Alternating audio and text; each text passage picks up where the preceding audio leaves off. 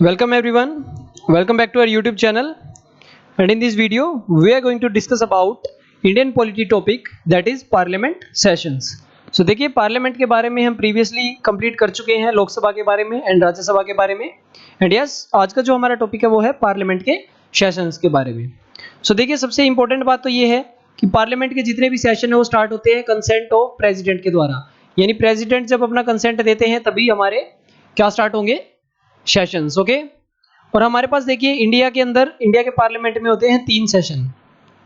3 type of session है हमारे पास. सबसे पहला है देखिए बजट सेशन.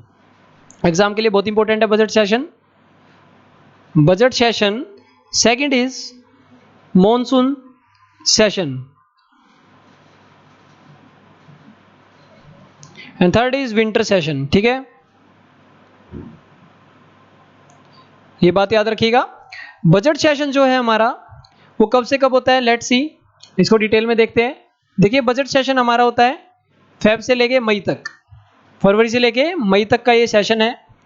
मॉनसून सेशन हमारा जो रहता है वो है जुलाई से लेके अगस्त तक. ठीक है, और ये रहता है हमारा नवंबर से लेके दिसंबर तक. इतना याद रखना है आपको, यही आपके लिए इंपॉर्टेंट पॉइंट्स हैं. उसके बाद चलते हैं नेक्स्ट, आगे बढ़ते हैं. नेक्स्ट जो इंपॉर्टेंट बात है देखिए इन तीनों के लिए, जो आपके फैक्चुअल क्वेश्चंस में ज़्यादातर आता है एनडीए के एग्जाम में या कोई भी कम्पिटिटिव एग्जाम में. देखिए ये सबसे लॉन्गेस्ट सेशन है. ठीक है, बजट जो सेशन है आपका वो सबसे लॉन्गेस्ट सेशन होता है. एंड सबसे छोटा सेशन कौन सा होता है भाई, विंटर सेशन. ठीक है, सबसे शॉर्टेस्ट सेशन आपका रहेगा विंटर सेशन.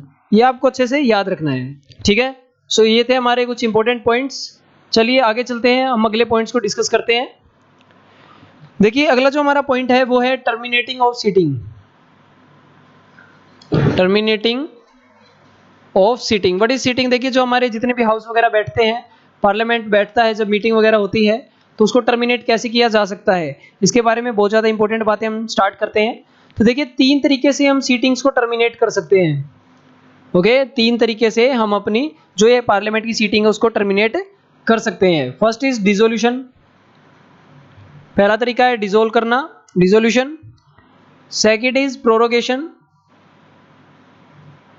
ओके, सेकंड जो है वो है prorogation. And third is adjournment. ठीक है, third is adjournment. So dissolution देखिए, आपने अगर प्रीवियस वीडियो हमारी देखी है एनडीए की, तो उसके अंदर आप देख सकते हैं कि डिसोल्व सिर्फ हमारे यहाँ हो सकता है लोकसभा. ठीक है, लोकसभा सिर्फ डिसोल्व हो सकता है. राज्यसभा जो है वो एक परमानेंट बॉडी है.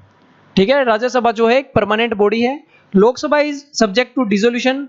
एंड यस, अभी हम कुछ इंपॉर्टेंट पॉइंट्स देखते हैं इसके बारे में कि किसके पास पावर है डिसोल्व करने की. दैट इज, सबसे पहले तो आर्टिकल देख लेते हैं कौन से आर्टिकल के तहत डिसोल्व होता है. That is article 85 part 2. ठीक है, इसके अंदर पावर किसको दी गई है, प्रेसिडेंट को डिसोल्व करने की. It can be dissolve by the effects of time on the expiry of its term as extended during a proclamation of emergency. देखिए 5 ईयर टर्म की एक्सपायरी के बाद इसको डिसोल्व किया जा सकता है, अगर एक्सटेंड भी किया गया है. एक्सटेंड कब होता है, हमने प्रीवियस वीडियो में किया था लोकसभा की वीडियो में कि इमरजेंसी के टाइम पर एक्सटेंड कर सकते हैं कार्यकाल किसका, लोकसभा का. ठीक है, तो आर्टिकल 85(2) ये याद रखना है आपको लोकसभा को डिसोल्व करने के लिए.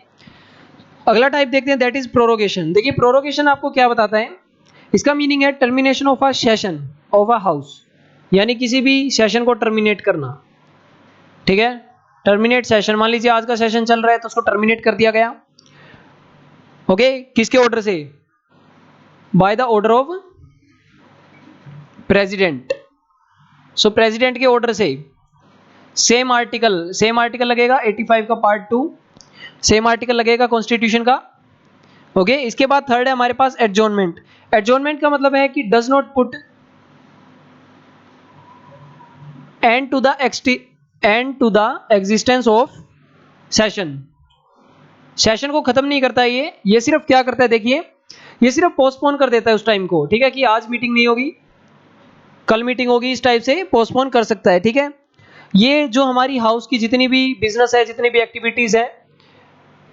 ओके, एक क्वेश्चन आ सकता है कि कौन सा टर्मिनेटिंग जो मोशन है वो इफेक्ट नहीं डालता बिजनेस ऑफ अ हाउस, तो इसका आ जाएगा एडजॉर्नमेंट. एडजॉर्नमेंट से देखिए कोई प्रभाव नहीं पड़ता, बस पोस्टपोन हो जाती है मीटिंग कि भी आज नहीं कल होगी, या फिर 14 डेज के बाद कुछ टाइम दे दिया जाता है. ठीक है, चलिए ये था हमारा टर्मिनेटिंग ऑफ सीटिंग के बारे में।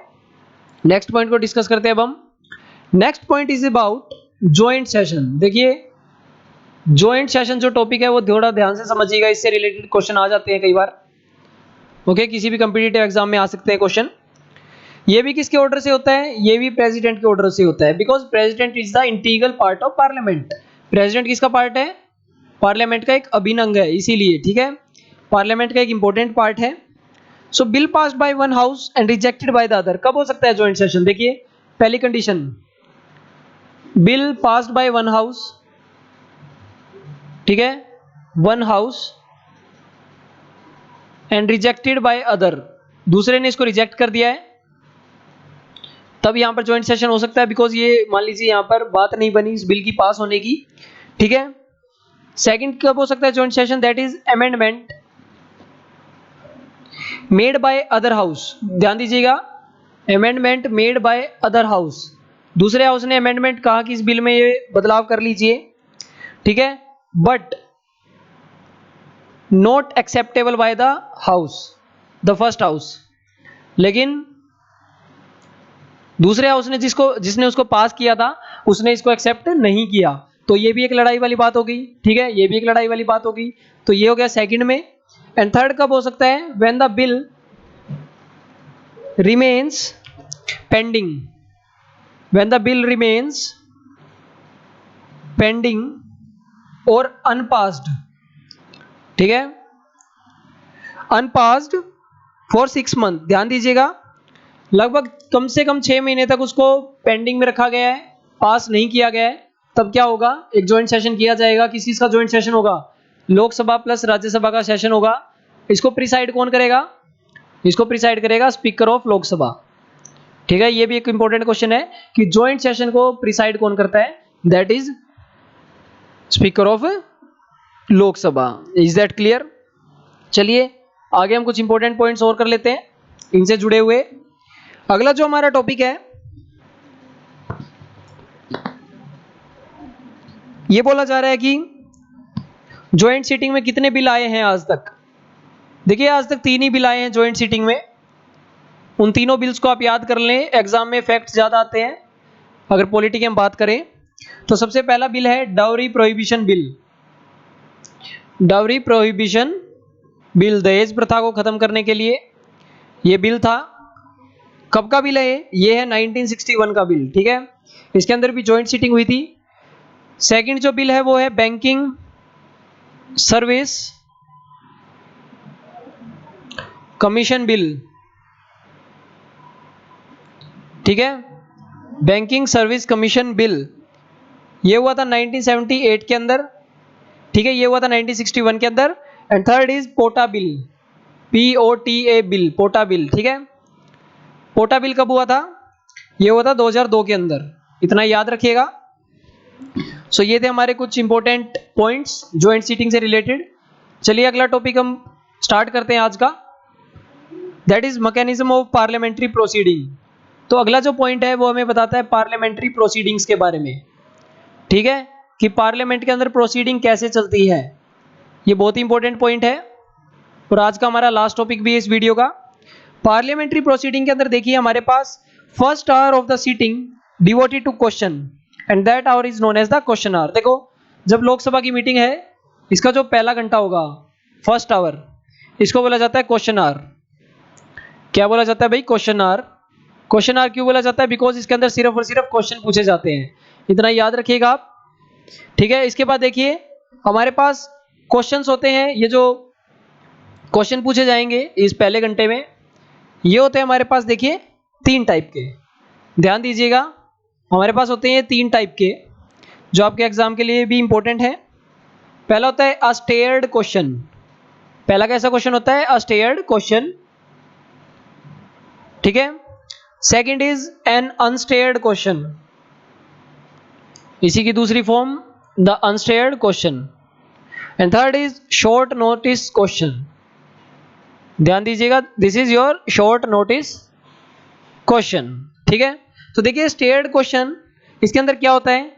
इसके अंदर डायरेक्ट आमने सामने क्वेश्चनिंग होती है, इसके अंदर ओरल आंसर देना होता है।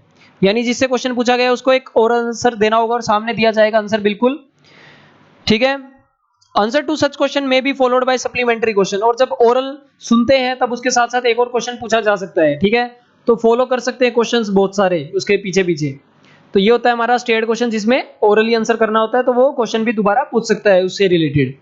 बाद में है अनस्टेड। अनस्टेड में कैसा आंसर देना होगा, that is your written answer. इसमें आपको एक रिटन आंसर देना होगा, आपसे जो पूछा गया है मिनिस्टर से उसको रिटन आंसर देना होगा मिनिस्टर को। एंड देखिए इसके अंदर भी सेम क्या है कि क्वेश्चन पुटअप हो सकता है, बिकॉज रिटन है, बेशक ही रिटन हो लेकिन क्वेश्चन पुटअप कर सकते हैं, ठीक है। और जो हमारा देखिए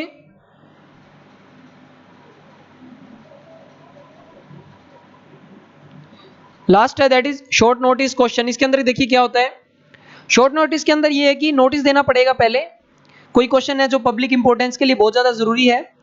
सो इसके अंदर देखिए आंसर तो देना होगा ओरली ही, आंसर तो देना होगा आपको ओरली ही, लेकिन लेस देन 15 डेज का ये अपना प्रिस्क्राइब 15 डेज का ये टाइम दिया जाता है, ठीक है। 15 डेज का यहाँ पर मिनिमम पीरियड शॉर्ट नोटिस का दिया जाता है। और देखिए इसको बोलते हैं हम, बिकॉज ये नोटिस है यहाँ पर कम से कम 15 दिन का, तो इसको हम बोल देते हैं शॉर्ट नोटिस टाइम। चलिए अगला आज का हमारा जो लास्ट पॉइंट है उसको कर लेते हैं, दैट इज 0 आवर। देखिए क्वेश्चन आवर के बाद एक और घंटा होता है, दैट इज 0 आवर। 0 आवर के अंदर देखिए क्या होता है, क्वेश्चन आवर के तुरंत बाद ये हमें मिलता है 0 आवर, तुरंत बाद, ठीक है। और ये कब स्टार्ट होता है, 0 आवर स्टार्ट होता है भाई नून में, बिल्कुल करेक्ट 12 बजे स्टार्ट होता है। एंड इसकी ड्यूरेशन भी रहती है 1 घंटे की, यानी 12 से 1 बजे तक का टाइम होता है। इसके अंदर क्या होता है देखिए, पहले प्रायर नोटिस दिया जाता है कि भाई हमें कुछ पब्लिक इंपॉर्टेंस की टॉपिक डिस्कस करने, तो उस पर आप रेडी होकर आए। तो ये बातें यहाँ पर डिस्कस होती है 0 आवर में, ठीक है। यहाँ पर होती है डिस्कशन, यहाँ पर होती है क्वेश्चनिंग एंड आंसर। ये बात याद रखिएगा, बहुत ही सिंपल प्रोसेस है। चलिए आज का हमारा यही टॉपिक था, तो वीडियो को जाने से पहले लाइक शेयर और सब्सक्राइब करें, ज़्यादा से ज़्यादा शेयर करें। So thank you everyone.